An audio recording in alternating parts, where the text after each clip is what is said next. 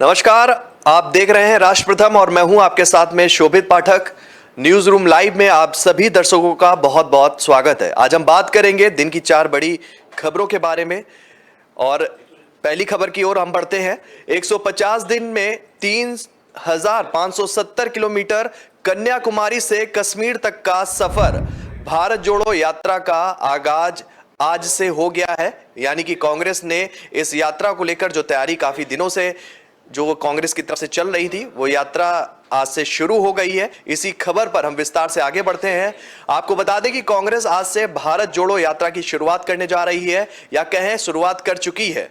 Congress party के पूर्व अध्यक्ष और वायनाड से सांसद राहुल गांधी जो है पहुंच चुके हैं। वहां पर यात्रा की शुरुआत करने से पहले राहुल गांधी ने राजीव गांधी मेमोरियल पहुंचकर वहां पर अपने पिता को श्रद्धांजलि भी दी है। मिशन 2024 से पहले कांग्रेस पद यात्रा के जरिए पार्टी में नई जान फूंकने की कोशिश में जुट गई है। आपको बता दें कि आज से कांग्रेस भारत जोड़ो यात्रा की शुरुआत कर रही है। 12 राज्य और 2 केंद्र शासित प्रदेशों से होकर यह यात्रा गुजरेगी।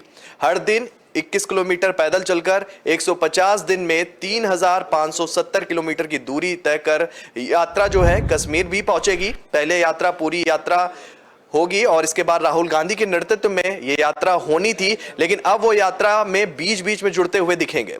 यह भी एक बड़ी खबर है, इस पर भी हम बात करेंगे। आपको आगे ले चलते हैं खबर के बारे में। राहुल भारत जोड़ो यात्रा शुरू करने से पहले सुबह जो है श्री परंदेर बंदूर में जो है पूर्व प्रधानमंत्री राजीव गांधी के स्मारक पर एक प्रार्थना सभा में शामिल हुए और इसके साथ ही वह कन्याकुमारी में एक कार्यक्रम में हिस्सा लेंगे, जहां तमिलनाडु के मुख्यमंत्री MK स्टालिन उन्हें राष्ट्र ध्वज भी सौंपेंगे। भारत जोड़ो यात्रा की प्रमुख 10 बातें भी हैं, इसको भी लेकर हम आपसे बातचीत करेंगे। लेकिन सबसे पहले 10 बातें आपको बता दें कि क्या प्रमुख बातें हैं इस यात्रा से जुड़ी हुई। तो आपको बता दें कि कन्याकुमारी से श्रीनगर की 3,570 किलोमीटर लंबी यात्रा की औपचारिक शुरुआत रैली में हो गई है। वास्तव में गांधी और कई अन्य कांग्रेस के बड़े नेता 8 सितंबर को सुबह 7 बजे पदयात्रा की शुरुआत करेंगे। पदयात्रा 11 सितंबर को केरल पहुंचेगी और अगले 18 दिनों तक राज्य से होते हुए 30 सितंबर को कर्नाटक में 21 दिनों तक रहेगी और उसके बाद उत्तर की तरफ अन्य राज्यों में जाएगी। आगे बढ़ते हैं, आपको ले चलते हैं इसी खबर पर। कांग्रेस के कार्यकर्ताओं के साथ साथ आम जनता भी जुड़ेगी। कई जगहों पर आम जनसभा और चौपाल भी लगाई जाएगी। इस यात्रा के लिए कांग्रेस ने कई स्लोगन भी तैयार किए हैं। राहुल गांधी इस यात्रा को साधारण तरीके से पूरी करेंगे। वो किसी 5 सितारा होटल में नहीं रुकेंगे। ये भी बड़ी खबर निकल कर आ रही है इस खबर से कि वो किसी भी सितारा होटल में ठहराव नहीं करेंगे, साधारण तरीके से ही रुकेंगे। पार्टी कार्यकर्ता में भी वो अपनी रात गुजार सकते हैं। राहुल गांधी एक कंटेनर में अगले 150 दिनों तक रहने वाले हैं। इसी कंटेनर में उनके लिए बेडरूम, वॉशरूम की भी व्यवस्था की गई है। रात में आराम करने के लिए कंटेनर को गांव की शक्ल में हर रोज एक नई जगह पर खड़ा किया जाएगा। इसी गांव में सभी यात्री एक टेंट में राहुल गांधी के साथ खाना भी खाएंगे। जो यात्री इस यात्रा में राहुल गांधी के साथ रुकेंगे वो एक साथ खाना खाएंगे और आसपास भी रहेंगे। तो ये बड़ी खबर है कि पूरा जो है यात्रा का रोड मैप भी तैयार हो गया है और कैसे कैसे कहां रुकना है, इसको लेकर भी जो है बातचीत पूरी हो गई है और यात्रा की शुरुआत भी हो गई है कन्याकुमारी से। इसी मुद्दे पर हम चलते हैं, हमारे साथी सहयोगी हैं तुषार से जानेंगे क्या कुछ अपडेट है इस यात्रा को लेकर। बिल्कुल शोभित, जैसा आप बता रहे हैं कि जो ये यात्रा है 150 दिन की होने वाली है, तकरीबन 3,570 किलोमीटर की यात्रा होगी। पहले सूत्रों के हवाले से जानकारी भी मिल रही थी कि राहुल गांधी इस यात्रा के दौरान मौजूद रहेंगे। फिलहाल अब यह जानकारी मिल रही है कि राहुल गांधी जो है वो कभी कभी इस यात्रा में जुड़ेंगे, लगातार नहीं जुड़ेंगे। ये जानकारी ऐसी मिल रही है। और आपको बता दें कि जो वायनाड है, जहां से वो सांसद भी हैं राहुल गांधी, वहां से यात्रा की शुरुआत हो चुकी है, यात्रा का आगाज हो चुका है। फिलहाल जो यात्रा है, आपको बता दें कि राहुल गांधी राजीव गांधी मेमोरियल पर पहली अपने पिता को श्रद्धांजलि देने के बाद शुरुआत भी की। बिल्कुल शोभित जी। और आगे आपको बता दें कि जिस तरह से 150 दिन की यात्रा रहने वाली है, तो ये तकरीबन कश्मीर तक, कन्याकुमारी से कश्मीर तक की यात्रा पहुंचेगी और हर 21 किलोमीटर का ये सफर रोजाना तय किया जाएगा। और बाकी आगे लोगों को भी जोड़ने का काम कर सकती हाँ, है। तो बिल्कुल। तुषार ने हमें ये बताया कि किस तरीके से रोड मैप तैयार किया गया है इस यात्रा को लेकर, और 21 किलोमीटर का, जैसा कि तुषार कह रहे हैं कि 21 किलोमीटर के बाद ठहराव ले गए, और गांव जो पड़ेगा 21 किलोमीटर के बाद में इस यात्रा में जो गांव पड़ेगा, वहां जो गांव वाले होंगे राहुल गांधी से सीधे जुड़ेंगे, वो अपनी समस्याओं को भी रख सकते हैं। कांग्रेस इस बीच इस यात्रा के माध्यम से सीधे लोगों तक जुड़ने का प्रयास कर रही है। इस मुद्दे पर हमारे नेशनल एडिटर है मयूर जानी जी, उनकी भी राय रखेंगे, क्योंकि यात्रा अपने आप में एक अहम है, और इस यात्रा पर जो है आगामी जो लोकसभा या विधानसभा चुनाव होने हैं जिन जिन राज्यों में, और लोकसभा चुनाव 2024 का भी होना है, उस यात्रा को लेकर उस चुनाव में जो है कांग्रेस अपनी आप को मजबूत स्थिति में भी देखने की कोशिश करेगी।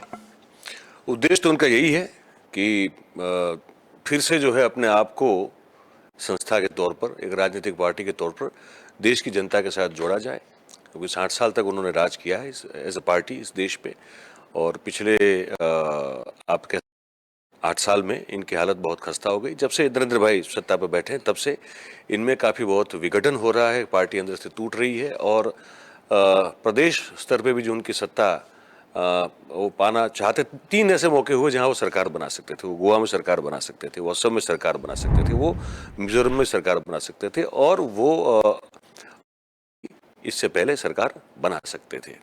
हिमाचल का भी वही मामला था। एमपी में सरकार बनी, टूट गई। राजस्थान में टूटते टूटते रह गई सरकार। और जिस तरह से पार्टी से नेताओं का पलायन हो रहा है अभी, वो पलायन भी जो है उनके लिए काफ़ी एक सदमे जैसा एक मैसेज देता है बाहर लोगों को, जनता को, कि इस पार्टी में नेता से इस पार्टी के साथ जुड़े थे, कार्यकर्ता भी हैं, नेता भी हैं। अब वो पार्टी छोड़ रहे हैं। क्यों छोड़ रहे हैं? तो सब जब छोड़ के जा रहे हैं तो वही कह रहे हैं कि राजनीतिक भविष्य इस पार्टी का ही हमको ठीक नजर नहीं आता है, और गांधी परिवार की एक हुकूमत को लेकर भी वो लोग जो छोड़ के जा रहे हैं वो उस पर निशाना साध रहे हैं। तो ये सब चीज़ें हैं, चारों ओर से घिरे हुए हैं। ऊपर से एक नया उन पर हमला हुआ है, वो है ईडी का, नेशनल हेराल्ड केस में जिस तरह से जांच चली, और हमने देखा दिल्ली में कुछ जब उनको बुलाया गया तो प्रदर्शन हुआ। तो ये कह सकते हैं कि अब क्या, मैं मतलब एक समझ में नहीं आता है कि इसको एक ऐसा कौन सा शब्द हम ढूंढे हमारी भाषा में कि जिससे सही स्थिति जो है कांग्रेस की हम बता पाए। पर ज़्यादा से ज़्यादा हमको यही आता है दिमाग में अभी कि जैसे एक घर होता है वो टूट रहा होता है ना शोभित भाई, जैसे बड़ा लड़का कहीं छोड़ के चला गया, छोटा जो है नाखुश है, मंझला जो है वो कह रहा है कि मैं कभी भी छोड़ के चला जाऊंगा, और वो सब ये कह रहे हैं कि यार पिताजी या माताजी जो भी घर की मुखिया हो या दादी हो, दादा हो, कोई भी हो, तो असंतोष उनके प्रति बहुत बढ़ जाता है, और कहते हैं कि यार आप या तो आप इसको छोड़ दो ये संचालन करना, या फिर हम निकल जाते हैं। ये वाला जो मामला है, मैं एक उदाहरण देकर समझाने की कोशिश कर रहा था अभी। तो इस स्थिति में कांग्रेस आ पहुंची है। अब ऐसी स्थिति में जबकि अंदर सब टूटा हुआ है और बाहर से भी जो है लोग जो हैं उस विचारधारा को छोड़ते नजर आ रहे हैं, तो उनको लगता है, अब ये उनका मानना है कि हमें पहले बाहर वाले लोगों को जोड़ना चाहिए, पहले पड़ोसी का साथ ले लो। ये हो गया ना, मतलब घर आपका टूट रहा है पर पड़ोसी अपने साथ में होना चाहिए, ये मोहल्ला अपने साथ में होना चाहिए। तो मुझे लगता है कि ये नीति स्ट्रेटेजिकली, व्यूहात्मकता को देखते हुए मुझे लगता है ये ठीक नहीं है। अगर आप अपने घर के अंदर जो है आप अपने आसपास के लोगों को, अपने रिश्तेदारों को अगर जोड़ के नहीं रखोगे, कार्यकर्ता और नेता वही तो हैं और कौन है, तो फिर मोहल्ला आपके साथ में हो या पड़ोसी आपके साथ में हो ना हो, कोई फर्क नहीं पड़ता है। पर कांग्रेस इस नीति पे चल रही है अभी कि अब पूरे देश में, और भारत अब वो आज, और असम के मुख्यमंत्री जो है वो एक बड़ी विचित्र घटना खुद अपने आप में है, क्योंकि वो कहीं भी कुछ भी होता है वो कूद पड़ते हैं। तो वो आज कूद पड़े, उन्होंने कहा कि भैया आप तो काम करो, पाकिस्तान में निकालो, क्योंकि भारत तो जुड़ा हुआ है। अच्छा, किसी ने ये हमला कर दिया कि भैया आप राहुल गांधी को भारत छोड़ो यात्रा करनी चाहिए। क्यों? वो लोग बार बार भारत छोड़ रहे हैं। वो रहते कहाँ हैं? आप तो रहते ही नहीं है। कहीं इटली चले जाते हैं, कहीं अपनी नानी को मिलने चले जाते हैं, कभी लंदन चले जाते हैं, कभी उनको बैंकॉक, है ना। तो अलग अलग जगह पे वो जाते रहते हैं, यहाँ रहते कम है। और अभी भी एक सूचना भी हमको आ रही है कि पहले ये था कि राहुल गांधी लगातार इस पूरी यात्रा में साथ रहेंगे, जो चलने साथ रहेंगे, में आ रहा है कि नहीं वो लगातार साथ नहीं रहेंगे, वो बीच बीच में जुड़ते रहेंगे। तो उनको और क्या काम है? वो टाटा बिरला अंबानी तो है नहीं कि उनको बड़ा कॉर्पोरेट चलाना है। तो कर क्या रहे हैं, मतलब वो क्या करेंगे? अगर भारत छोड़ो की बात कर तो तंज उनको कसता है, तो मुझे लगता है कि वहां कहीं लोगों इसलिए छूट जाता है क्योंकि ये पूरी यात्रा जो भारत जोड़ने की बात हो रही है, उस यात्रा को छोड़ के बीच बीच में चले जाएंगे और बीच बीच में वापस आएंगे, तो क्या मतलब बनता है? खुद एक इनिशिएटिव लेते हैं और उस इनिशिएटिव में आप ही अंत तक नहीं रहते, तो फिर इसकी सीरियसनेस, इसकी गंभीरता जो है, ये फिर आप इसको यह प्रतिपादित नहीं कर पाते इस मामले को लेकर। तो हाल बेहाल है बेसिकली। अब कितना भारत जुड़ेगा इनसे, नहीं जुड़ेगा, ये तो हमको समझ में नहीं आ रहा है अभी, इसके बारे में कुछ कह नहीं सकते। लेकिन ये है कि अपने आप को फिर से एक बार एक मजाक का विषय, अगर ये सही है जो सूचना भी मिल रही है, तो राहुल गांधी ने फिर से बना लिया है और इस पर बहुत तंज कसे जाएंगे। और हालांकि वो दिखता यह है कि उनको इस चीज का कोई असर नहीं है, लेकिन इस चीज का असर कांग्रेस पार्टी की छवि पे जरूर पड़ता है। तो ये स्थिति है अभी शोभित जी। यात्रा के बारे में हम आप आगे भी बात करेंगे इसी मुद्दे पे आपसे, लेकिन एक बात ये निकलकर सामने आ रही है, जैसा कि आपने कहा कि इंसान अपने घर को ही नहीं संभाल पाते और वो पड़ोसी का सहारा लेते हैं। आप किसे दोषी मानते हैं? कहाँ कमी रही, कांग्रेस नेतृत्व में कहाँ कमी रही, जिस वजह से अलगाव की स्थिति हो गई और एक के बाद इस्तीफों की झड़ी लग गई? लगातार वरिष्ठ नेता भी हैं, वो पार्टी से नाराज हैं। पहले नाराजगी थी, वो दबी हुई थी, लेकिन अब वो मुखर हो गई है और लगातार एक के बाद एक इस्तीफे देने के बाद सामने आ रहा है कि किस तरीके से पार्टी नेतृत्व जो है, जो शीर्ष नेतृत्व भी है, वो पार्टी की कार्यशैली से नाराज है। कहाँ कमी रह गई? कमी हर तरह से रही शोभित भाई। सबसे पहली कमी मुझे लगता है वो ये है कि हालांकि दिवंगत हो चुके हैं, हमारी ये कहावत, ये कहा जाता है सब पूरे देश में कि जो अब शरीर छोड़ चुका है तो उस आत्मा के बारे में क्या बात करें। लेकिन अब जब विश्लेषण करना पड़ता है हमको, हमारा काम ये है, तो फिर बताना ज़रूरी हो जाता है कि एक बहुत बड़ी कमी ये रही कि अहमद पटेल साहब की जो भूमिका रही, उस भूमिका ने कांग्रेस को बहुत सारी ऐसी चीज़ें हैं जो मैं कह सकता हूँ। और आप जानते हैं कि जब आप पॉलिटिकल रिपोर्टिंग करते हैं तो उसमें बहुत सारी चीज़ें ऐसी होती है जो बहुत मजबूत सोर्स से आपको पता चलती है, पर उसके कोई आपके पास उसके कोई प्रूफ नहीं होते, पर बात वही होती है। तो फिर ये हो जाएगा कि फिर हम वो अब रहे भी नहीं है और उनके बारे में कुछ तो वो अच्छा नहीं होगा। पर मैं इतना जरूर कह सकता हूं कि उनकी जो भूमिका रही कांग्रेस में पिछले 30 साल में, वो 30 साल में कांग्रेस 2 टर्म 10 साल वो रही सरकार में यूपीए के जरिए, पर वो 10 साल में कांग्रेस को मजबूत होना चाहिए था और मजबूत होना चाहिए था। आप देख रहे हैं भारतीय जनता पार्टी जैसे जैसे सत्ता में आगे उनका समय बीतता जा रहा है, वो और अपना जो शिकंजा है इस देश की राजनीति पर कसती जा रही है। तो कांग्रेस क्यों नहीं कर पाई? वो इसलिए नहीं कर पाई क्योंकि कांग्रेस के जो अहमद भाई थे, जो जब तक जीवित रहे, वो सोनिया गांधी जी के राजनीतिक सलाहकार रहे, उनको भी निजी बिल्कुल, और उनकी सोच से प्रभावित होकर सोनिया जी ने बहुत सारे फैसले लिए। वो फैसले जो है वो बहुत घातक साबित हुए उन 10 सालों में। और उसके बाद लगातार जब एक बार आपके घर में आप समझ लो कि आपका अगर घर कहीं से भी जो है खंडित हो गया या उसमें दरार हो गई, फिर वो बढ़ती जाती है। अगर उसको आप ठीक से समझ के चलते, अगर आप इसको पूरी मरम्मत नहीं करवाते, तो फिर वो बढ़ती जाती है और फिर वो घर जो है या कोई भी इमारत है वो फिर खंडर बनने की ओर दौड़ पड़ती है। तो कांग्रेस का ये रहा, वहाँ ये जो बड़ी चावीरूप भूमिका रही अहमद भाई की। उसके बाद ये रहा कि ये जो इनको शहजादा, युवराज, ये सब कहा जाता है, राहुल गांधी, तो राहुल गांधी जी का रोल जो है वो पिछले, अगर आप 15 साल में कांग्रेस की राजनीति में देख लीजिए, तो वो कभी अपने आप को एक सीरियस लीडर के तौर पर प्रस्तावित कर नहीं पाए। होते हो नहीं, वो गेम खेलते हैं कि छू के निकल जाना, टच करके भाग गए, फिर आके मुझे पकड़ो या फिर मैं तुमको, तो वो तरह का खेल खेलते रहे। वो आते ही कभी भी इनकी मर्जी हो जाएगी, वो आ जाएंगे सबके सामने, कुछ कहना है कह देंगे, बड़ा ड्रामेटिक हो जाएगा मामला, फिर वो निकल जाएंगे, फिर कहाँ है किसी को पता।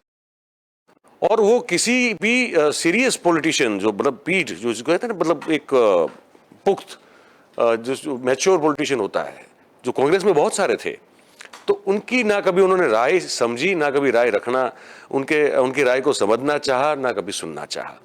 तो एक तरह का उनकी ओर भी बड़े, उनके प्रति उनका बर्ताव एक प्रत्यक्ष तो नहीं लेकिन परोक्ष रूप से वो अपमानजनक रहा।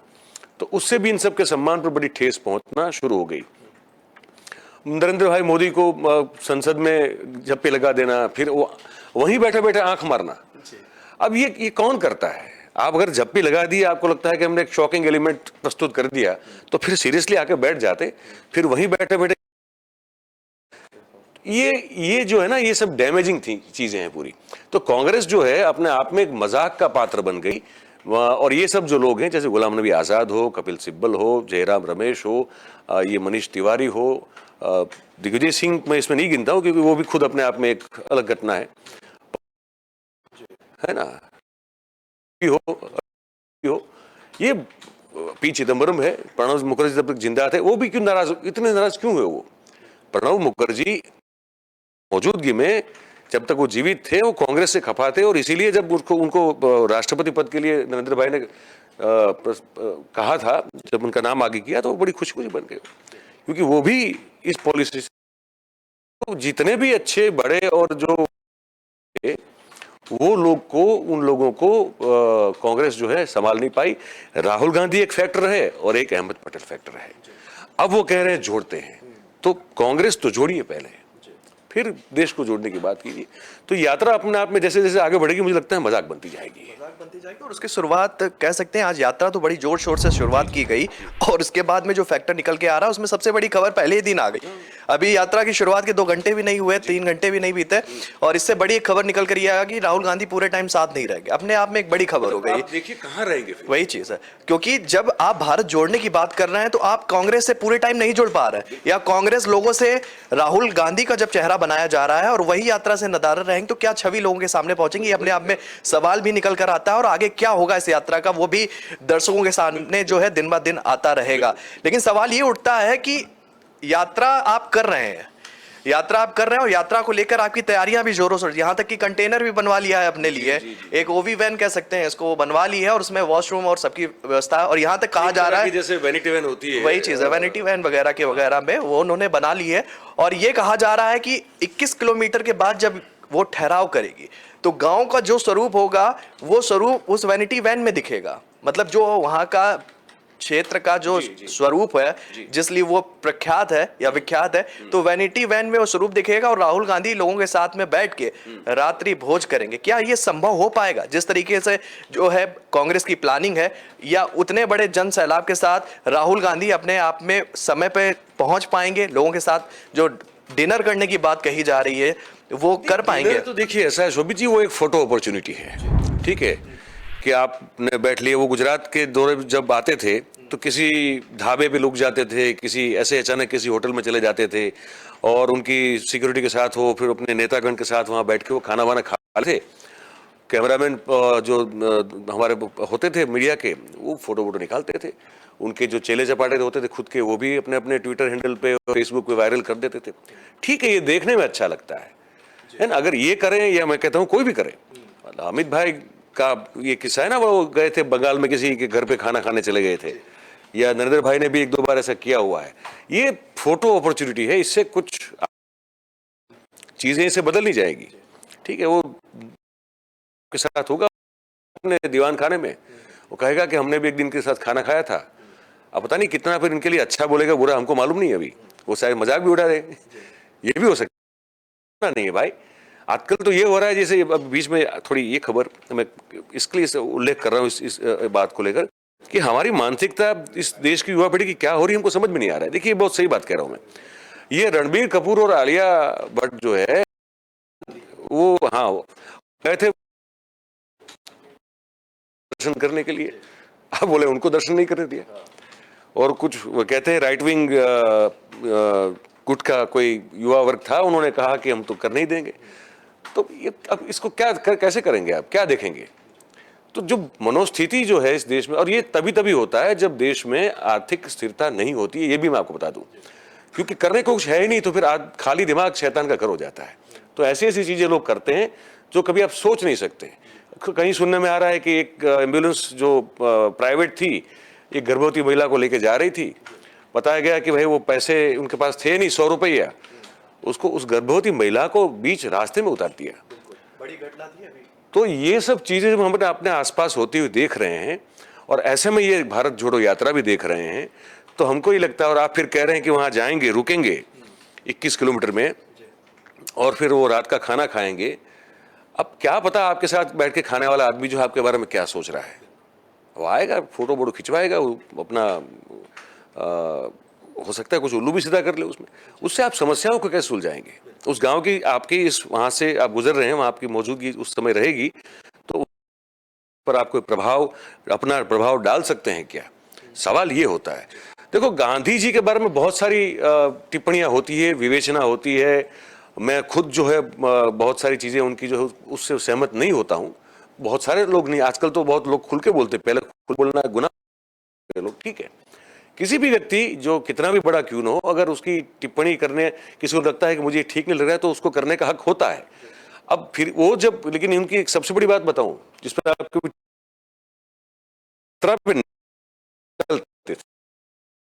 निकलते वो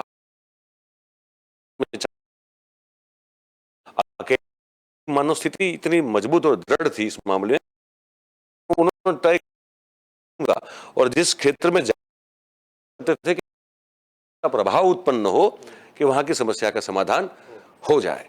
तो ये अगर आपको करनी है यात्रा, तो फिर वहां आपकी एक विल पावर भी इस तरह की होनी चाहिए और आपका उद्देश्य भी ये होना चाहिए।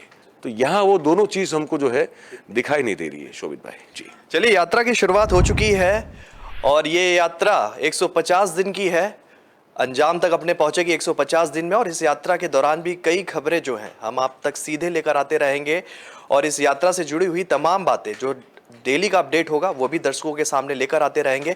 यात्रा तो चालू हो गई, अब देखना होगा कि कांग्रेस अपने आप को कितना मजबूत कर पाती है इस यात्रा के दौरान। हम दूसरी खबर की तरफ बढ़ रहे हैं और वो खबर है कि सीएम योगी के आदेश पर प्रयागराज में जो है जांच शुरू हो गई है। फायर सेफ्टी उल्लंघन पर 40 होटलों को नोटिस दिया गया है। ये बड़ी खबर है उत्तर प्रदेश से। प्रयागराज के होटल हैं 40, वहां पर उन्हें फायर सेफ्टी से जुड़े हुए 40 नोटिस भेजे गए हैं, यानी कि वहां पर कोई ना कोई खामियां पाई गई हैं और उसको लेकर फायर सर्विसेज की तरफ से, प्रशासन की तरफ से उनको नोटिस भेजे गए। इसी खबर पर विस्तार से चलेंगे। आपको बता दें कि संगम नगरी प्रयागराज में 40 होटलों और गेस्ट हाउस को नोटिस जारी किया गया है। आग से निपटने के पर्याप्त इंतजाम न होने पर अग्निशमन विभाग द्वारा नोटिस जारी किया गया है। लखनऊ के लेवाना होटल में लगी आग के बाद पूरे प्रदेश में जांच अभियान तेज हो गया है।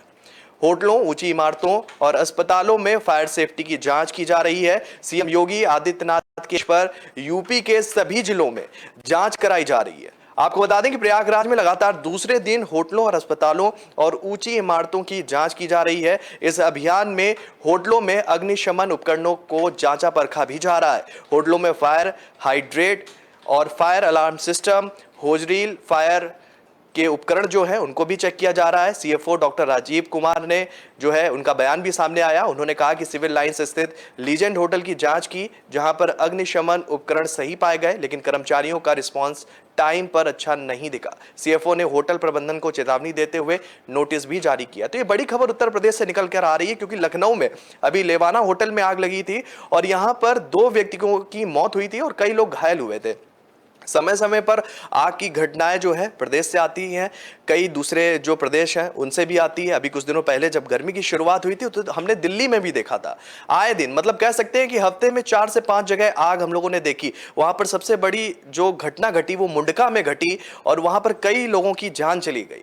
तो इस मुद्दे पर भी जो है अपने अपने के तरह तरह के लोगों के सवाल भी खड़े होते रहे और बयान भी राजनेताओं के आते रहे। लेकिन सवाल ये उठता है कि ये समय समय पर आग की घटनाएं, बड़ी घटनाएं सामने आती हैं और उसमें कई निर्दोष लोगों की जान चली जाती है, तो उसका जिम्मेदार कौन है? प्रशासन है या जहां होटल वगैरह, जिस होटलों में या जिन ऊंची इमारतों में आग लगती है, या वहां के मालिक वर्ग इसके दोषी हैं? यह भी अपने आप में एक बड़ा सवाल है, क्योंकि लगातार इसको लेकर जो है आम जनता भी वो है प्रशासन को घेरते हुए नजर आ रही है। प्रशासन भी अपनी सफाई देता है। नगर निगम के अधिकारी हैं, चाहे वो दिल्ली की बात करें, एनडीएमसी था, उनके कर्मचारियों की तरफ से भी बयान आए थे। उन्होंने एक दूसरे के ऊपर आरोप प्रत्यारोप लगाते रहते हैं। वो कहते हैं होटल प्रबंधन की गलती है, होटल, और आम जनता कहती है कि प्रशासन जो है वो समय समय पर चेकिंग अभियान नहीं करता है। जब घटना हो जाती है कोई बड़ी, इसी के बाद वो जागते हैं और लगातार जो है चेकिंग अभियान शुरू होता है। हालांकि वो चलता है 1-2 महीने ही है और इसके बाद वो ठंडे बस्ते में चला जाता है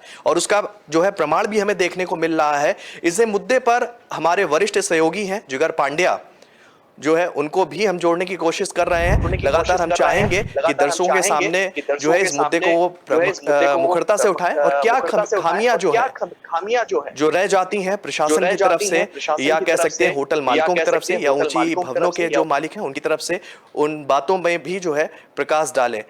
शायद हमारा संपर्क नहीं हो पा रहा है उनसे, वरिष्ठ हमारे संवाद, अच्छा, जिगर पांड्या जी हमारे साथ जुड़ गए हैं, वरिष्ठ हमारे साथी हैं।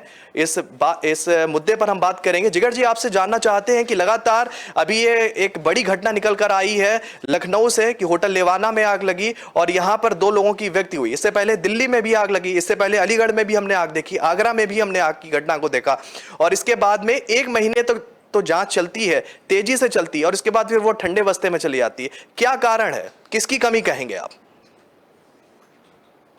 देखो सुमित, इसमें कारण ढूंढने से पहले हम कुछ बातें ऐसी बताएंगे कि जहाँ पर जो एक गैप जो रहता है जिम्मेदारी का, उसके ऊपर फोकस करना पड़ेगा। तो ये जो लखनऊ की होटल की जो घटना है, इसके बाद ये चर्चा शुरू हो चुकी है और सीएम ने भी वहाँ से जो जांच के आदेश दिए, वहाँ के लोकल अथॉरिटी के साथ और 40 जगह पे वहाँ पे चेकिंग करने के नोटिस दिए। ठीक है, अच्छी बात है, लेकिन ये आग की घटना लगी उसके बाद क्यों? उसके पहले क्या प्रशासन सो रहा था? ये क्वेश्चन है। दूसरा क्वेश्चन वो है कि फायर विभाग की एनओसी ऐसी जो हमारे पास जो अभी खबर मिल रही है वहाँ से, तो जो होटल है वो अवैधिक थी, मतलब कि उसका नक्शा वहाँ के स्थानिक जो कॉर्पोरेशन है उसमें प्लान पास करने की जो एक प्रोसेस देखी है वो किया नहीं गया था। अब ये ड्यू परमिशन अगर नहीं मिली है, बिल्डिंग की परमिशन ड्यू परमिशन अगर वहीं पे नहीं मिली है, तो ये फायर सेफ्टी की परमिशन कैसे मिली? बहुत बड़ा सवाल। फायर एनओसी तो फायर विभाग ही देता है। रूल जो है वो है कि सबसे पहले आपका जो डेवलपमेंट है, आप होटल बना रहे हो, कमर्शियल बिल्डिंग बना रहे हो या रेसिडेंस बिल्डिंग बना रहे हो या शॉपिंग सेंटर बना रहे हो, उसका जो नक्शा है वो स्थानीय जो प्रशासन है उसके रूल्स के हिसाब से उसका जो मार्जिन छोड़ना पड़ता है, फायर सेफ्टी के हिसाब से फायर की गाड़ी अंदर आ जा सकती है, बाहर निकल सकती है, घूम सकती है बिल्डिंग के आगे पीछे, ये सब कुछ मार्जिन छोड़ने के बाद आपको एक पूरी जो एक स्पेस मिलती है उसमें आपको कितने मंजिल तक आप बना पाएंगे उसका भी रूल रहता है। ये सब कुछ रूल्स होने के बावजूद भी ये खामियां नजर में आ रही है और 2-4 घटना बन जाती है, उसके बाद तंत्र प्रशासन और जो स्थानीय निकाय जो रहता है प्रशासन, वो सब कुछ हरकत में आ जाते हैं। कमिश्नर हरकत में आ जाता है, पुलिस प्रशासन हरकत में आ जाता है और नोटिस देता है वहां पे चेकिंग करो, ये चेकिंग करो। देखो, मुझे एक घटना याद आ रही है, गुजरात की घटना थी और छोटे छोटे बच्चे सूरत में, तक्षशिला कांड बोला जाता है। शायद 3-4 साल पहले ये घटना हुई थी सूरत में। ट्यूशन क्लासेस में टॉप फ्लोर पे ये बच्चे फंस गए थे और करीबन 20-25 के, शायद मुझे आंकड़ा कुछ याद नहीं है लेकिन उतना तो था।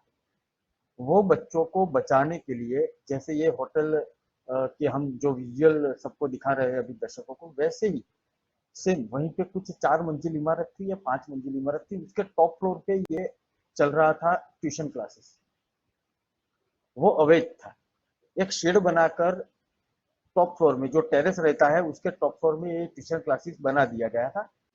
प्रशासन को नहीं पता था ऐसा हम नहीं बोलेंगे, क्योंकि वहीं से प्रशासन की हर रोज गाड़ियां गुजरती थी।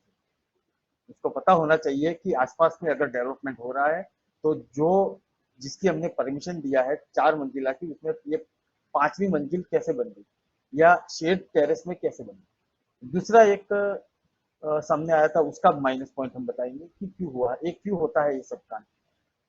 छोटी छोटी सीढ़ियाँ जो रहती है वो भी एक मतलब एक कारण है। और तीसरा कारण है फायर एग्जिट या इमरजेंसी एग्जिट का दरवाजा जो समय पे खुलना चाहिए, वो ये होटल में भी नहीं खुला था और बाकी जगह पे जहाँ पे आग लगती है और लोग फंस जाते हैं वहीं पे नहीं खुलता है। क्यों नहीं खुलता है? तो नक्शे में ये पूरा इंतजाम किया जाता है और बता देते हैं कि यहाँ से फायर एग्जिट है, यहाँ से हम ऐसे निकलेंगे, यहाँ सीढ़ी से हम नीचे उतर जाएंगे, लेकिन प्रैक्टिकल वहाँ बिल्डिंग में कुछ और होता है। ये क्यों होता है? जो डेवलपर है, जो बिल्डिंग बना रहा है, वो और प्रशासन के अधिकारी दोनों की मिली जुली जो भगत रहती है, उसको मिली भगत ही हम बोलेंगे और भ्रष्टाचारी बोलेंगे, क्योंकि इसके अलावा कोई शब्द ही नहीं है हमारे पास। तो ये सब जो चीज है उस पे जब तक काबू नहीं पाया जाता तब तक ये घटना जो हम देख रहे हैं वो आने वाले दिनों में भी बनेगी। आपने बहुत सारे नाम गिनवाए, दिल्ली, आगरा, मैं एक और नाम जोड़ूंगा, मैंने सूरत का नाम बोला, उसके पहले एक साल पहले की घटना मुझे याद आ रही है बेंगलुरु की। बेंगलुरु में भी एक 20 या 22 मंजिल इमारत थी, उसमें एक सिलेंडर फटा हुआ था और एक महिला उसमें फंस गई थी बालकनी में। ये भी एक वीडियो वायरल हुआ था। तो वो क्यों बचा नहीं पाए थे? क्योंकि उसमें सेफ्टी ग्रिल जो रहती है वो तोड़कर अंदर से बाहर निकालना बहुत मुश्किल हो चुका था। ये अभी हम जो बिल्डिंग जो होटल का जो हम एलिवेशन देख रहे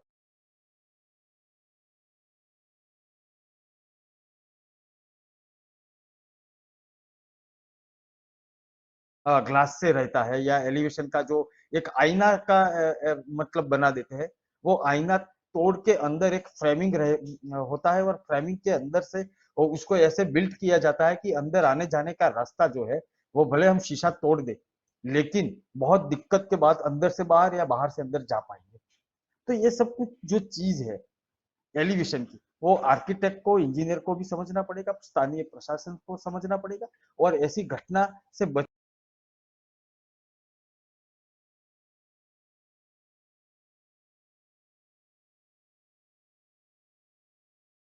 ये क्यों है? बिल्डिंग बन जाए तब परमिशन लेने के लिए वहीं पे सब इंतजाम किया।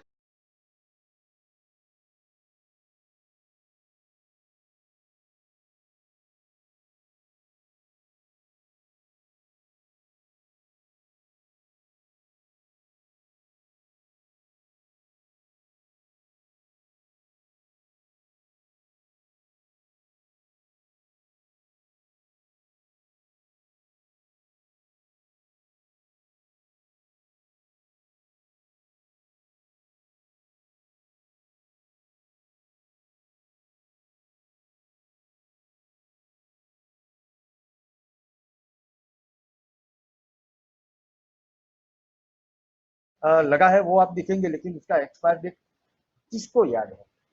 तो ये सब समस्या है। लेकिन बात वो है कि ये सब परमिशन जो मिल रही है उसमें भी मिली भगत रहती है, भ्रष्टाचार रहता है, कहीं पे अंडर टेबल का मामला रहता है। ये सब चीज सब जानते हैं, लेकिन बात वो है कि ऐसी ऐसी चीज या ऐसी घटना हमारे सामने आती है, उसके बाद प्रशासन हो या तंत्र हो या अधिकारी हो, उसके ऊपर एक दोष का ठिकरा जो है फोड़ा जाएगा और उसके बाद ये जांच रहेगी, कमेटी बनेगी, कमेटी के ऊपर एक और कमेटी बनेगी, मामला वहीं पे शांत हो जाएगा। बात उतनी है कि ये काम कौन करेगा। सवाल सबसे बड़ा वो है कि काम कौन करेगा, उसका समस्या का समाधान क्या है। कोविड के बाद देखो हॉस्पिटल में कोई एक जगह पे अहमदाबाद में आग लगी थी, उसके बाद राजकोट में एक हॉस्पिटल में आग लगी थी, कोविड-19 के समय लॉकडाउन चल रहा था तभी। उसके बाद सभी हॉस्पिटलों पे प्रशासन ने दवाई लगा दी, सबको नोटिस दे दिया, ये दे दिया, वो दे दिया। उसके बाद क्या? फिलहाल अभी हम गुजरात की बात करेंगे तो एक भी हॉस्पिटल में क्या कुछ हुआ है? कुछ नहीं हुआ है। तो बात वो है कि जो मिली जुली जो नीति रहती है तंत्र और जो यूजर्स है उसके बीच में जो एक मतलब गठबंधन हो चुका है, जैसे राजनीतिक दलों का गठबंधन होता है वैसा इन लोगों का भी गठबंधन रहता है, वो टूटना चाहिए ये जगह पे। जी शोभित। बहुत बहुत शुक्रिया इस खबर में हमारे साथ जुड़ने के लिए, हमारे वरिष्ठ सहयोगी जिगर पांड्या जी का। आग की घटना लगती है और इसके बाद कार्रवाइयां तेज हो जाती हैं और समय के बाद वो कार्रवाइयां जो है वो ठंडे बस्ते में चली जाती हैं। ये भी अपने आप में एक बड़ी खबर है और अपने आप में एक बड़ा मुद्दा भी है। लगातार जिन राज्यों में आग की घटना, जो विकराल घटनाएं हुई, उसके बाद में जांच कमेटी भी बैठाई गई, जांच भी लगातार चली और इसके बाद उनका नतीजा क्या हुआ, ये अपने आप में एक पहेली बन गई है। तो इस मुद्दे पर भी हम कभी आगे बात करेंगे और हम बढ़ते हैं अभी फिलहाल तीसरी खबर की तरफ। केजरीवाल ने कहा है कि 130 करोड़ लोगों को साथ लेकर भारत को दुनिया का नंबर 1 देश बनाएंगे। आम आदमी पार्टी बुधवार यानी कि आज से इंडिया नंबर 1 कैंपेन लॉन्च कर रही है। तो ये खबर जो है बहुत बड़ी खबर है और दिल्ली की मुखिया ने बयान दे दिया है। वो भी कह रहे हैं कि हम कांग्रेस भारत जोड़ो यात्रा इधर कर रही है, हम इंडिया नंबर 1 कैंपेन को लॉन्च करेंगे। ये भी यात्रा करने की तैयारी कर रहे हैं और ये कह रहे हैं कि हम भारत के लोगों को जोड़ेंगे। अब कांग्रेस भारत जोड़ो यात्रा करके भारत को जोड़ेगी कि इंडिया नंबर 1 के जरिए भारत के लोगों को जोड़ा जाएगा, ये अपने आप में एक सवाल है और उसकी शुरुआत जो है होते हुए आज दिखेगी। अरविंद केजरीवाल का ये बड़ा बयान सामने आया, इसकी खबर पर हम विस्तार से चलेंगे। आपको बता दें कि आम आदमी पार्टी जो है आज से इंडिया नंबर 1 कैंपेन लॉन्च कर रही है और इस मुहिम के तहत 130 करोड़ लोगों को साथ लेकर भारत को दुनिया का नंबर 1 देश बनाने का संकल्प लिया जाएगा। इसकी शुरुआत आम आदमी पार्टी के राष्ट्रीय संयोजक अरविंद केजरीवाल अपने जन्म स्थान हरियाणा के हिसार से करेंगे।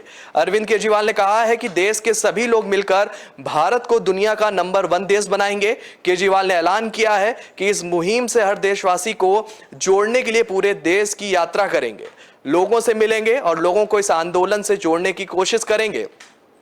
इस अभियान की शुरुआत आज से होगी। मिस्ड कॉल नंबर भी जारी किया गया है। मिस्ड कॉल नंबर के जरिए भी लोग कह रहे हैं इस जो यात्रा है, इस कैंपेन है, उससे जुड़ेंगे। केजरीवाल ने कहा है कि भारत को दुनिया का नंबर 1 देश बनाने के लिए सबसे पहले हमें अपने बच्चों को शानदार व फ्री शिक्षा देनी होगी और पूरे देश के स्कूलों को शानदार बनाना होगा। तो अपने आप में एक बड़ी खबर ये निकलकर सामने आ रही है कि आज कांग्रेस की भारत जोड़ो यात्रा का सुबह सुबह उद्घाटन हुआ, शुभारंभ हुआ, यात्रा शुरू हो चुकी है। उधर अरविंद केजरीवाल ने बड़ा बयान दे दिया है कि इंडिया कैंपेन, इंडिया को नंबर 1 बनाने के लिए आज से वो कैंपेन की शुरुआत करेंगे और वो भी लोगों के बीच जाएंगे और लोगों से आग्रह करेंगे कि वो हमारे इस कैंपेन में जुड़े और देश को नंबर 1 बनाए। तो बड़े अपने आप में जो है उठापटक की स्थिति इस बार राजनीति में देखने को मिल रही है। आपको क्या लगता है? क्योंकि जनता से भी हम पूछेंगे कि आपको क्या लगता है, भारत जोड़ो यात्रा या इंडिया नंबर 1 कैंपेन? मकसद दोनों का एक है। जो राजनीतिक पार्टियां हैं वो लोगों के बीच में जाना चाहती हैं और लोगों को अपने साथ करने के लिए अलग अलग कैंपेन चला रही हैं, लेकिन इसका फायदा उन्हें कितना होगा ये तो आने वाले चुनाव में पता चलेगा। इसी मुद्दे पर हम जोड़ेंगे, हमारी साथी सहयोगी हैं मानसी। मानसी, क्या कुछ अपडेट है इस बारे में आपके पास? जी शोभित जी, आपने सही कहा कि जैसे एक तरफ आज कांग्रेस जो है अपनी भारत जोड़ो यात्रा शुरुआत कर रही है, लेकिन उसी के साथ केजरीवाल ने अब मेक इन इंडिया 1 का स्टार्ट कर दिया, एक अपना जो स्टार्ट किया है कैंपेन। हाँ जी, कैंपेन स्टार्ट किया है। तो उस कैंपेन के तहत वो देश के लोगों को जोड़ेगी और उसके लिए उन्होंने नंबर भी जारी किया है जिसमें लोग अगर चाहते हैं तो उससे जुड़ सकते हैं। तो उसकी शुरुआत वो अपने जन्मस्थली हिसार से करेंगे, जहां वो आज अपनी शुरुआत कर रहे हैं इस कैंपेन की। तो एक तरीके से कहा जा सकता है कि कैंपेन के जरिए एक तरफ कांग्रेस जो है चुनाव को लेकर रणनीति तैयार कर रही है कि वो लोगों को जोड़ेगी कन्याकुमारी से लेकर कश्मीर तक। तो वहीं अब केजरीवाल ने एक पलटवार करते हुए एक अलग ही अपनी रणनीति तैयार की है और आज वो कैंपेन की शुरुआत कर रही है। अब देखना ये होगा कि इन दोनों की रणनीति में आखिर कौन फायदा किसको मिलता है, कौन सफल होगा। बहुत बड़ी जानकारी दी है आपने मानसी, और मानसी का भी कहना सही है अपनी जगह पे, क्योंकि ये 2 रणनीतियां हैं। एक तरफ कांग्रेस की भारत जोड़ो यात्रा, दूसरे आज अरविंद साहब हैं, अरविंद केजरीवाल साहब हैं, इन्होंने भी उद्घाटन कर दिया है और कह रहे हैं लोगों को जोड़ेंगे अपने साथ में। तो ये अपनी अपनी अलग अलग रणनीति है। तो अरविंद केजरीवाल को भी कह सकते हैं कहीं ना कहीं कांग्रेस को वो ड्रॉबैक में लाने का काम कर रहे हैं और आज का ही दिन उन्होंने चुना है। उनका कहना है कि अगर देश को नंबर 1 करना है तो लोगों को फ्री स्कूली शिक्षा देनी पड़ेगी। इसी मुद्दे पर हम जो है हमारे नेशनल एडिटर हैं उनकी भी राय जानेंगे, क्योंकि बहुत जरूरी हो जाता है। जिस तरह का माहौल इस समय समय देश में चल रहा है, बीजेपी एक सशक्त चेहरा बनती हुई जा रही है और लगातार जो विपक्षी चेहरा, जो विपक्षी पार्टी है, चाहे कांग्रेस हो चाहे आम आदमी पार्टी हो, यहां तक कि ममता बनर्जी का जिक्र नहीं करूंगा क्योंकि अभी उनकी तरफ से कोई भी यात्रा का कोई फिलहाल अपडेट नहीं मिला है, लेकिन हो सकता है कि आने वाले कुछ दिनों में ममता दीदी भी जो है यात्रा करती हुई नजर आए। क्या कहेंगे सर? अरविंद केजरीवाल ने कह दिया कि हम भी इंडिया को जोड़ने के लिए यात्रा की शुरुआत करेंगे। हाँ, वो मैं बार बार ये कहता हूँ, हमेशा ये कहता आता हूँ, पिछले काफ़ी समय से कहता हूँ ये कि केजरीवाल जी जो हैं वो जिस तरह की रणनीति भारतीय जनता पार्टी बनाने में एक मानी जाती है ना, कि वो एक सक्षम पार्टी है, वो लोगों को कैसे अपने बारे में किस तरह का परसेप्शन क्रिएट करें, वो कैसे अपने आप को लोगों के समक्ष प्रस्तुत करें, लोग उनकी बात जो है वो कैसे क्यों माने और स्वीकार कर ले और उन्हीं के पथ पर क्यों चले और कैसे चले, एक तरह का एक नैरेटिव सेट करना होता है देखिए, और एक तरह का परसेप्शन क्रिएट करना होता है। भारतीय जनता पार्टी उसमें माहिर है। मैं ये लगातार कहता हूँ कि आम आदमी पार्टी, खास आम आदमी पार्टी मतलब केजरीवाल, वहाँ एक नरेंद्र भाई है, यहाँ एक केजरीवाल है, उनका कद बहुत बड़ा है, इनका कद इतना बड़ा नहीं है, लेकिन जहाँ तक सोचने की शैली की बात करें या किसी को काउंटर करना हो या अपनी बात रखनी हो, तो उन सब मामलों में केजरीवाल जी जो है वो थोड़े बढ़ के हैं, मतलब वो एज वाले हैं, थोड़ी एक एक्स्ट्रा एज है उनके पास। तो वो हर तरह से हर तरह का वो प्रोपेगेंडा, वो प्रचार, अपने सोच का प्रसार करने में माहिर है और बहुत माहिर आदमी है, इसमें कोई दो राय नहीं है। अब देखिए, अब उन पर जो क्या हो रहा है अभी, ये करने की जरूरत क्यों आन पड़ी? अभी पिछले 3 महीने से लगातार गुजरात पर वो हमला कर रहे हैं, ठीक है, गुजरात की शिक्षा नीति, गुजरात की स्वास्थ्य नीति, गुजरात के पुलिस कर्मियों की, सरकारी कर्मचारियों की नीति, गुजरात के बेरोजगारों की परिस्थिति से लेके गुजरात के किसान, बिजली, पानी, सब चीज वो लगातार कर रहे हैं। रिएक्शन में, रिपरकशन में क्या हो रहा है कि यहाँ पे सत्येंद्र जैन तो जेल में है ही है, मनीष सिसोदिया पर भी दावा बोल दिया गया। अब उन्हीं उस चीज को भी वो एक अपने फेवर में इस्तेमाल करने की उन लोगों ने कोशिश की और काफी हद तक सफल भी रहे। अब उसके बाद वो एक स्टिंग ऑपरेशन 2 दिन में आ गया बाहर। 2 दिन पहले उन्होंने कहा कि भाई ये तो, अब उसका भी वो लोग जो है अब जवाब कैसे देंगे? अब जवाब में ये यात्रा है, ठीक है। और दूसरी ओर ये कर रहे हैं कि वो अब गुजरात तो कर ही रहे हैं, लेकिन साथ में उत्तर प्रदेश की शिक्षा नीति पर अगर आप आम आदमी पार्टी के ट्विटर हैंडल पे जाएंगे तो आपको इतने सारे वीडियोस मिल जाएंगे। अभी लगातार 2 दिन से वहां बाढ़ आई हुई उस तरह के वीडियोस की। ये मोदी जी के क्षेत्र की, बनारस के क्षेत्र की स्कूलों की स्थिति क्या है, उत्तर प्रदेश में अलग अलग जगह पे अलग अलग शहरों के अलग अलग गाँवों के स्कूलों की स्थिति क्या है, तो उनके वीडियोस बन रहे हैं, वो वीडियोस अपलोड हो रहे हैं, उसको वायरल किया जा रहा है। तो अगर आप मुझे वहां से मारोगे, आपको मैं उस तरफ से मारूंगा। तो वो हाथापाई और जो एक उठापटक का खेल है, उस खेल में आम आदमी पार्टी भले ही कद में छोटी है, लेकिन सोच में वो जो है काफी हद तक जो आगे जा चुकी है।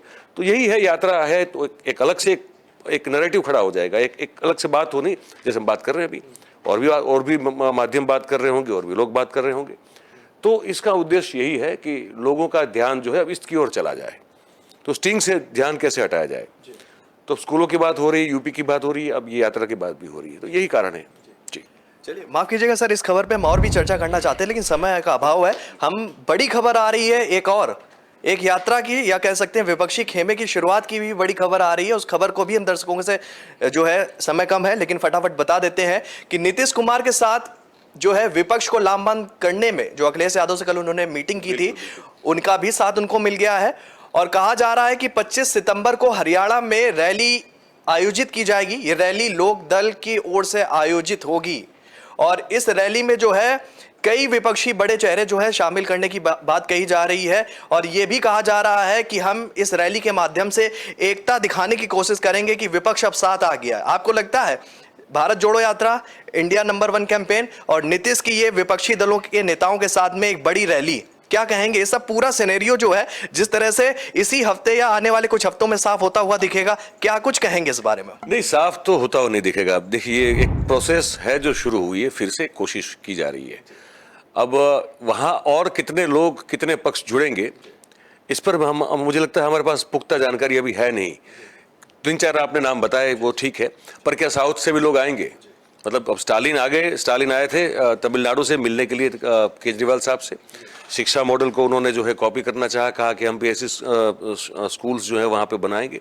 पर वो साउथ के जो केरला से कोई वामपंथी नेता क्या आ रहे हैं क्या, तमिलनाडु से ये कोई आ रहा है कि नहीं आ रहा, हमको अभी समझ में नहीं आ रहा है ना। ठीक है, तेलंगाना से केसीआर शायद आ सकते हैं क्योंकि वो नीतीश से मिले थे, लेकिन जगन रेड्डी जो है वो तो नरेंद्र भाई के साथ बैठे हुए हैं, तो वो भी वहाँ चित्र स्पष्ट नहीं है।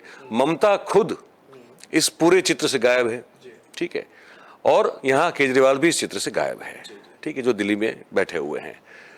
अब कांग्रेस तो ऑब्वियसली ये लोग साथ में लेके चलना चाहते हैं, राहुल गांधी से मुलाकात भी उनकी हुई, पर ये बाकी जो दल जो बता रहा था, जो प्रादेशिक दल हैं जो अपनी सरकार चलाते हैं, जैसे उड़ीसा से बीजेडी है, तो ये सब तो विपक्षी दल है ना भाई, तो क्या वो इस पूरे मजमे में जुड़ेंगे नहीं जुड़ेंगे हम समझ नहीं, हमको भी पता नहीं चल रहा है।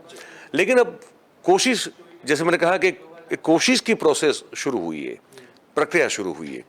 ये कोशिश शुरू हुई मैं नहीं कहूँगा, मैं कोशिश करने की प्रक्रिया जो होती है वो अभी शुरू हुई है, ये मुझे लगता है अभी। और अब देखते हैं ये जो निकाल रहे हैं, हरियाणा में जा रहे हैं, हिसार हरियाणा में कहाँ से निकालेंगे ये समझ में नहीं आ रहा अभी। कोई जगह तय हुई है क्या? अभी जगह तय हो जाएगी, अभी ये अपडेट हमें मिल रहा है, उसी पे हम बात कर रहे हैं। जगह भी थोड़ी देर में फाइनल होगी, दर्शकों के पास बताएंगे कि जगह कहाँ है। हाँ, तो बस वही है कि अब जब हरियाणा से निकालेंगे तो किस दिशा में जाएंगे, ऊपर जाएंगे नीचे जाएंगे, हमको मालूम नहीं है। मेरे ख्याल से वहाँ से नीचे आने चाहिए, पर लोग कितने जुड़ते हैं और जुड़ने के बाद कितने टिके रहते हैं, शरद पवार रहेंगे वहाँ पर नहीं रहेंगे, उद्धव ठाकरे रहेंगे, हमको मालूम नहीं अभी, पर ये खबर आ रही है। अभी 3 नाम फाइनल हो गया। अजय प्रकाश चौटाला जो है वो उनका नाम फाइनल हुआ, अखिलेश यादव को का समर्थन मिल गया है, मुलायम सिंह यादव की भी जुड़ने की बात कही, लेकिन वो अस्वस्थ हैं, वेदांता में भर्ती हैं, तो इस पर जो है अटकलें हैं। आगे कई जो नाम है वो भी जुड़ सकते हैं। बस तो यही है कि अब आगे कितने लोग जुड़ते हैं इसमें, इस कार्यक्रम में जो उनका अब ये विपक्ष जोड़ो जो कार्यक्रम है उनका, उसमें अब कितने विपक्ष आके जुड़ते हैं और जुड़ने के बाद कितने टिके रहते हैं एक साथ जुड़ना, फिर वो जुड़ाव जो है उसको मजबूत रखना, वो कौन सा फेविकोल लगाएंगे वहाँ पे, वो देखना होगा।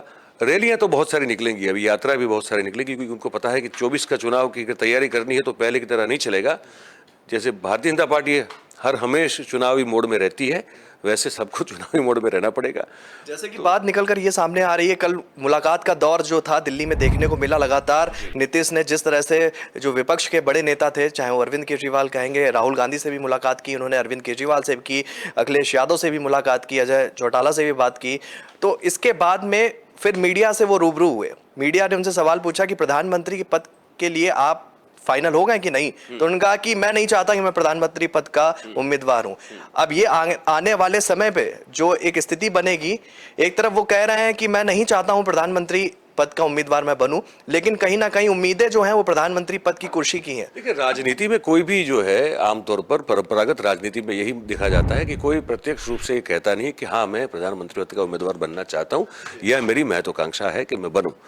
नरेंद्र मोदी इससे अलग हुआ करते थे, आज भी है। अरविंद केजरीवाल इससे अलग हुआ करते थे, आज भी है। वो डंके की चोट पे कहते कि हमको तो ये करना है।